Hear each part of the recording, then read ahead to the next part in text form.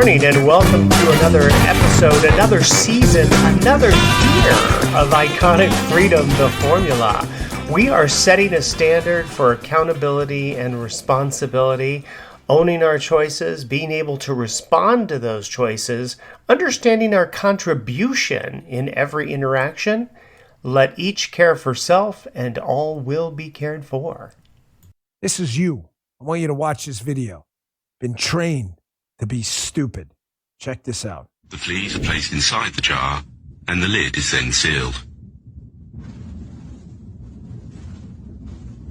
They are left undisturbed for 3 days. Then, when the jar is opened, the fleas will not jump out. In fact, the fleas will never jump higher than the level set by the lid. Their behavior is now set for the rest of their lives. And when these fleas reproduce, their offspring will automatically follow their example.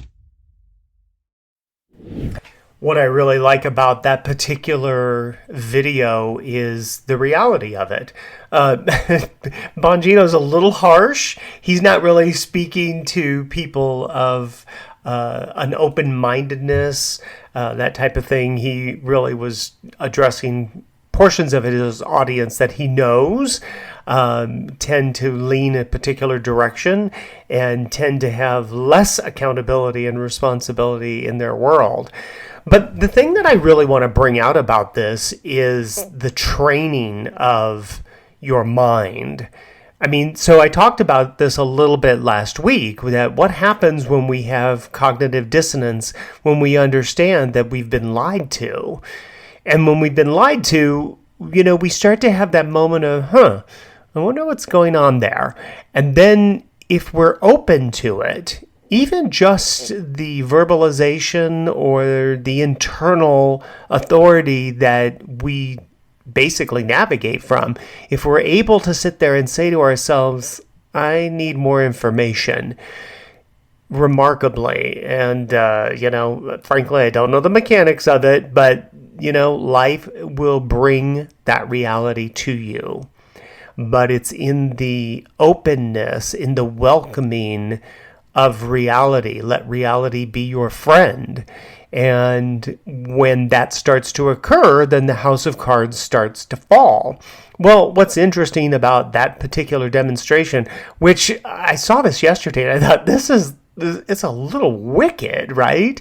Because what it's showing you is that if you indoctrinate people, if you brainwash them, if you continue to fill their minds with ideas, especially ideas that are incorrect, that you are attempting to allow people a consequence-free lifestyle, but by not accepting accountability and responsibility, by not owning your choices, by not being obligated to own your choices, and to have consequences, that responsibility, that ability to respond. If you're not doing that, and you're actually not doing it from a very young age, imagine what it's going to be like when you get to be a teenager, and if you have your red pill moment, or you get to be an adult and you have your red pill moment. What happens if you get into your 40s, your 50s, your 60s, and then you have your red pill moment? I mean, for some people, it can be devastating. And then what seems to be overwhelming, I think, to a lot of people is, how do I get out of this?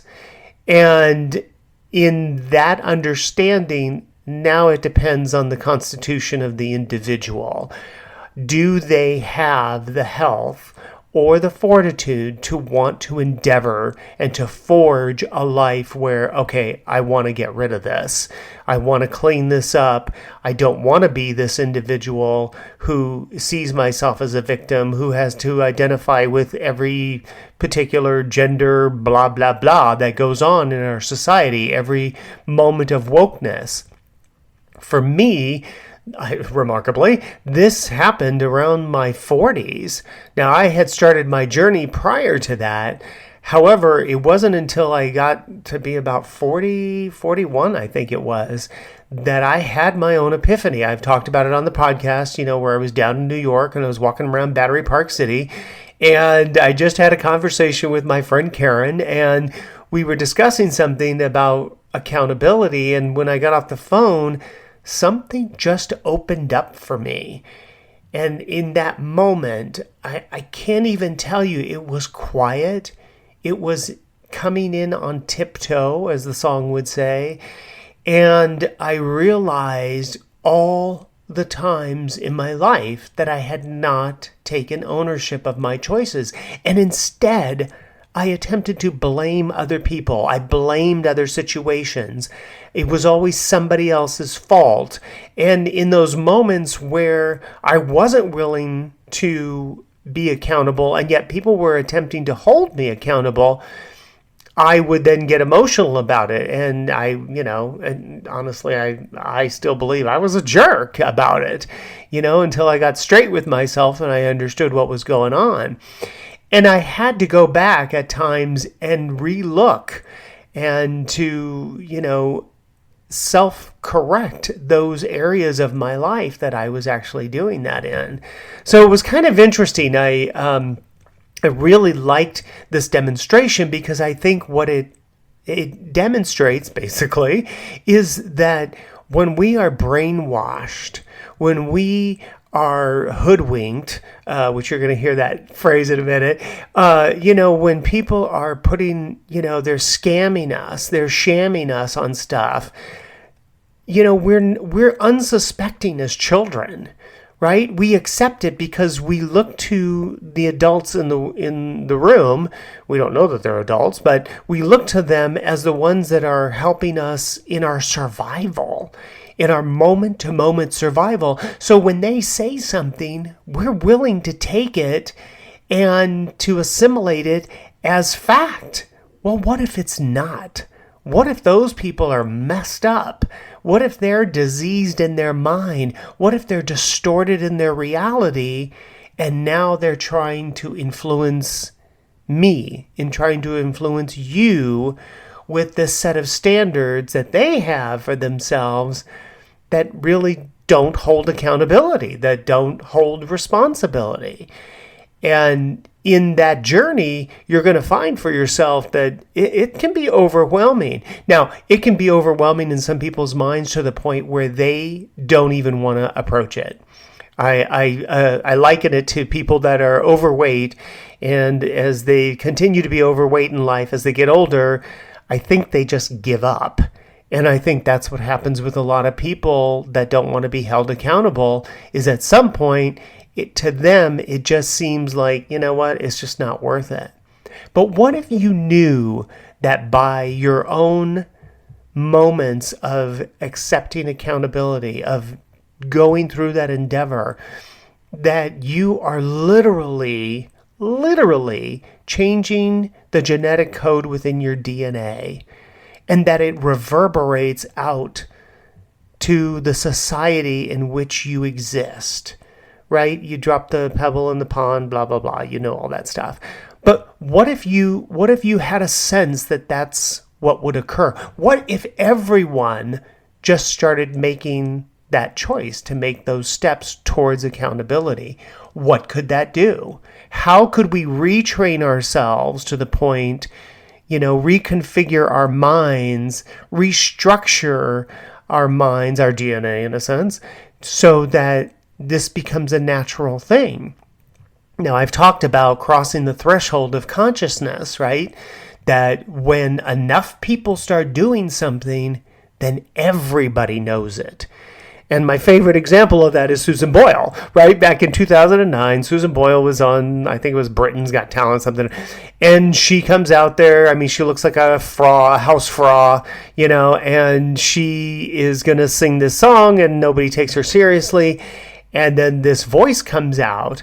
Well, when you get on YouTube at that time, it went viral in ways that, you couldn't even imagine. I would look at it daily, sometimes a couple of times a day, and it would be tens of millions of people until it crossed a threshold where now everybody knew it. Even if they didn't know who Susan Boyle was, they'd heard of Susan Boyle, or they had a sense that they had heard or they had thought about Susan Boyle. Well, what if everybody was looking to self, reflecting to self, their inner authority, taking accountability, owning their choices? What if each person cares for self, all are cared for, and imagine what that would do if it starts to reverberate out, not just to your household, to your family, to your community, to your city, to your state, to your nation, to your universe. And the media frenzy, the real danger is this. People are actually already manipulating the visuals that are coming from these court documents. They're manipulating them and they're making them look like there's something they're not. And if you are willing to believe something without any of the real evidence, without having examined it and actually understanding that it's not there, then you're more likely to get hoodwinked into believing something that's not true. And the danger about believing that is once you believe it, you're probably going to hold on to that belief. We're seeing that more and more. People get an idea that is not true. It was made on less than accurate information or not enough information at the time. Someone jumped to a conclusion and they hold on to it. And that's what I would ask you guys to do.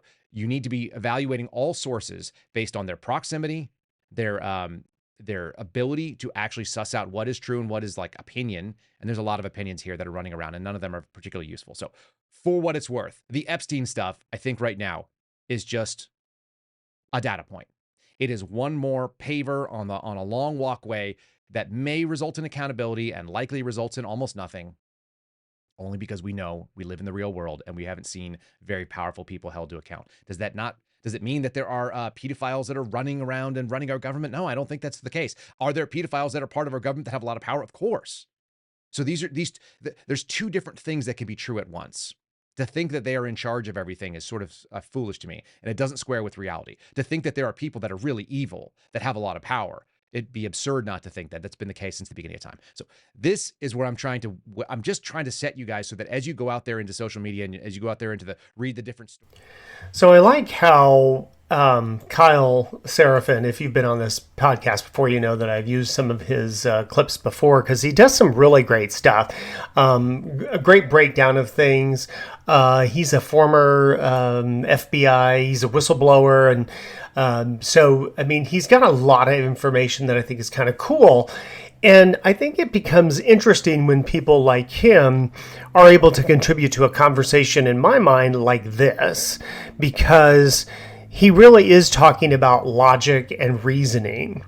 Now, it is in our nature to be in harmony, to have everything in harmony.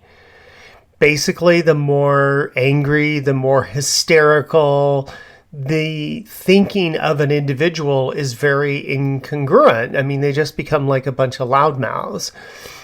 But the thing that's happening for a lot of people is they're getting angry because there's an incongruence that's happening, and they know it. The reality you sense versus the reality you're told to believe. And for most humanity, for most humans, they really do have a sense. Now, I mean, if they're not terribly damaged in a sense, when they have an idea of something, when they hear something, they see something, they will still have something within them that will have a discomfort, if you will, because they know that something's not right, and they can tell that they're being fed a bunch of lies. And when when us average people are being taught to doubt our own senses and our judgment, then what we wind up doing is we start looking outside of ourselves for all of our validation. We're always looking to experts, and it becomes very difficult because then it becomes hard and challenging to accept that we've been played and we've been lied to. And in the face of that, what choices have you made? Now, it does not exonerate the person that lied, clearly. They still are accountable for having done that. But once you're starting to have that realization, then you become accountable and responsible for kind of clean it up, if you will. We'll begin with a quotation. Then candidate Barack Obama in July 2008, quote, "It's like these guys, Republicans, take pride in being ignorant. They should go talk to some experts and actually make a difference," close quote. Well, talking to experts does make a difference. Many of the great disasters of our time have been committed by experts. You may remember FDR's brain trust, which, according to later studies, prolonged the Depression by several years. The whiz kids in the Pentagon under McNamara, who managed to mess up the Vietnam War. You can run through an impressive list of things, of disasters brought about by people with very high IQs. All right. Thomas Sowell is one of those people like Christopher Hitchens and Milton Friedman that they are brilliant individuals. I could sit there and listen to them all day long. They are rich with history and knowledge and information, and to hear them tell the stories or to weave information in stories to help us understand things, it's remarkable. At some point, probably during this year, I will take segments of Thomas Sowell and I'll bring that to the podcast because I enjoy it so much, and as a result, I hope you will as well. So one of the things that I really liked about that particular clip was when we're talking about knowledge and the accountability of obtaining information and knowledge, when you've got a president that's sitting there telling, why don't they go to these experts? I have news for you. The experts don't know more than you do. Now, we can look at that and say, there are experts that know certain things about engineering and, building and all this other. That's not what we're talking about. In what I'm referring to, it's more about the expert of you, your own internal authority. What's fascinating to me is that so often people want to outsource this kind of stuff, and they just get lazy. They just don't want to do it. They don't want to take care. They don't want to take the time. I was just talking to a colleague, and I was saying that so often, again, when we understand and we recognize and realize where we are with something, and that we need to clean it up, then there are times where we're just like, we throw up our hands and we don't do it. But the reality keeps metastasizing, right? Because it's not going to stop just because you want it to stop. Choices keep moving towards something or away from it. And the experts in your life should be yourself, right? You ought to be the expert in your life. Nobody else should know better for you than you. It's not like, people in power have been accused of plagiarism for, look at this CBS News report by Connie Chung from years ago. Check this out. Democratic presidential candidate Joseph Biden today faces a controversy. 3 weeks ago at a debate at the Iowa State Fair, he used phrases identical to those delivered by British Labour Party leader Neil Kinnock. Biden seemed to be claiming Kinnock's vision and life as his own. Why is it that my wife, who's sitting out there in the audience, is the first in her family to ever go to college? Why is Gladys the first woman in her family in 1,000 generations to be able to get to university? My ancestors who worked in the coal mines in northeast Pennsylvania don't come up after 12 hours and play football. 8 hours underground and then come up and play football. It's because they didn't have a platform upon which to stand. There was no platform upon which they could stand. The notion that every thought or notion or idea you'd have to go back and find and attribute to someone, I think is, quite frankly, ludicrous. The problem here is that Senator Biden told his audience he'd just been thinking about these things, and he failed to give any credit at all to his famous British speechwriter. I was thinking on the way over here. Now, that's a little too much, because, as you point out, what's behind the words? What's there? And a lot of people, the rap on Biden has always been that it's just a surface. I should have said, to paraphrase Neil Kinnock, it's the only time I didn't, and all the times I've ever used it. But CBS News found a tape of a second instance. It reappeared in the New York Times with a new charge, that Biden had appropriated a famous litany from the late Robert Kennedy about what the gross national product cannot measure. It cannot measure the health of our children. The health of our children. The quality of our education. The quality of their education. The joy of their play. Or the joy of their play. Why was the Jeffrey Epstein story such a kick in the balls for them? Because he had access and information and control of it. You see what happens when you lose control of information like the Harvard Die people did and the culture warriors on the left? The truth comes out that a lot of these people in the swamp and the cabal, like the president of Harvard and Joe Biden, are completely unqualified buffoons. There are two reasons why this Claudine Gay Harvard story freaks people out. And you're not hearing about this in the media. I'm telling you here. Number one, they tried the racism thing. Don't you dare talk about it. We'll call you a racist. And everybody gave them the middle finger. It's not working. And number two, she's not the only one, bro. There are tons of liberal die hires out there who are going to be caught up in this same thing once people start figuring out how deep the tentacles of this plagiarism scandal go. That's why the Associated Press and others wanted to shut this shit down. This is a brilliant clip. I have seen that particular news story clip where it had several pieces to it that had to do with the current President Biden and his plagiarism. And why am I bringing this up? Why is this part of the awakening? Because we don't know all of our history. We don't know what we don't know.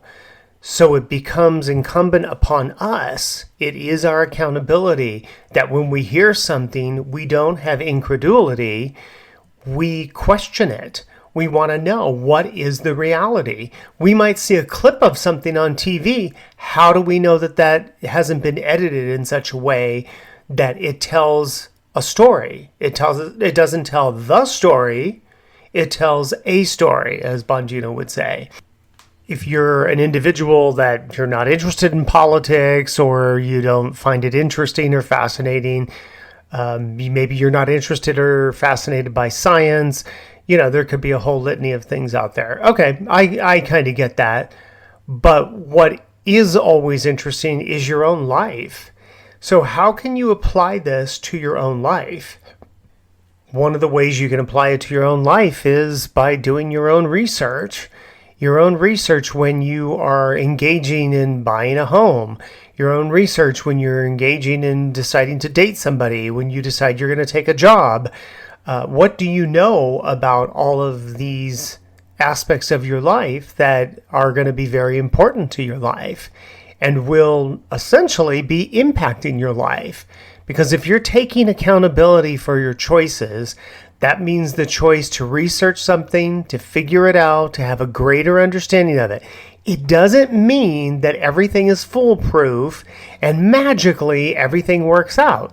You're going to make choices, things will happen, outcomes will occur, and then you will make other choices.